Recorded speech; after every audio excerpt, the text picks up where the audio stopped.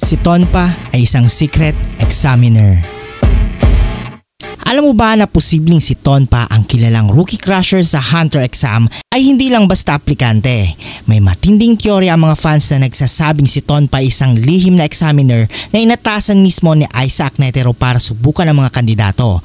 At kapag inisip mo ng mabuti, ang daming palatandaan dito mga idol.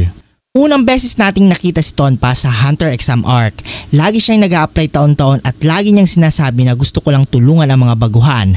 Pero sa totoo lang, pinapahina lang sila gamit ang lason o ginugulo ang focus nila. Bakit nga bang ginagawa niya ito? Kung wala naman siyang pakinabang, hindi ba parang may mas malalim na dahilan sa likod ng paulit-ulit niyang pagsali? Kung titignan nyo mga idol, si Netero ay kilala bilang taong gustong subukin ang karakter at diskarte ng mga tao, at hindi lang basta lakas ang mahalaga sa kanya, kundi kung paano mo harapin ang tukso, kaguluhan at pagkabigo. At ano ang mas epektibong paraan para masubok yon?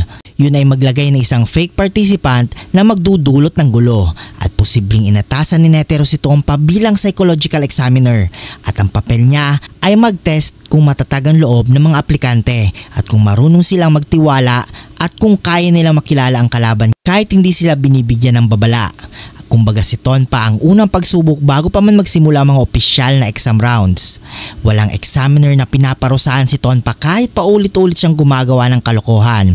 Normal lang yan mga idol, dahil sa isang matinding exam na may buhay at kamatayan, dapat disqualified na si Tonpa. Pero bakit hinahayaan siya ng mga proctor?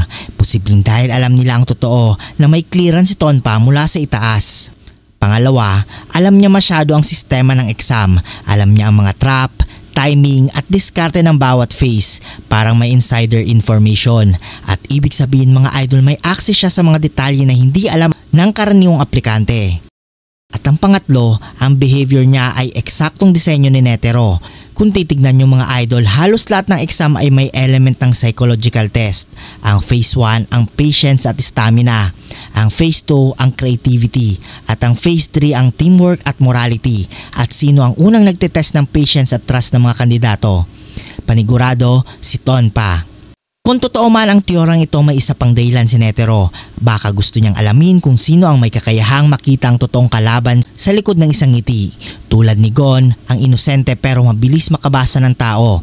At si Killua, ang kalmado pero mapagmasid.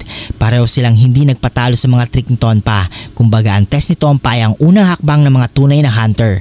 At kung iisipin yung mga idol, matapos ang exam, hindi na natin nakita si Tonpa ulit. Para natapos na ang mission niya kasi nahanap na ni Netero ang gusto niyang hanapin, si Gon at Killua. Kaya isipin nyo ngayon mga idol, baka hindi talaga si Tonpa ang rookie crusher, baka siya mismo ang rookie tester, ang lihim na examiner na nilagay ni Netero para siguraduhin kung sino ang karapat-dapat maging hunter. At kung totoo to, si Tonpa isa sa pinaka-underrated pero pinakamatalinong asset ni Netero sa buong Hunter Association. Kung nagustuhan mo ang video nito, huwag niyong kalimutan mag-like at subscribe at hit notification bell button para updated kayo palagi sa ating video. Maraming salamat.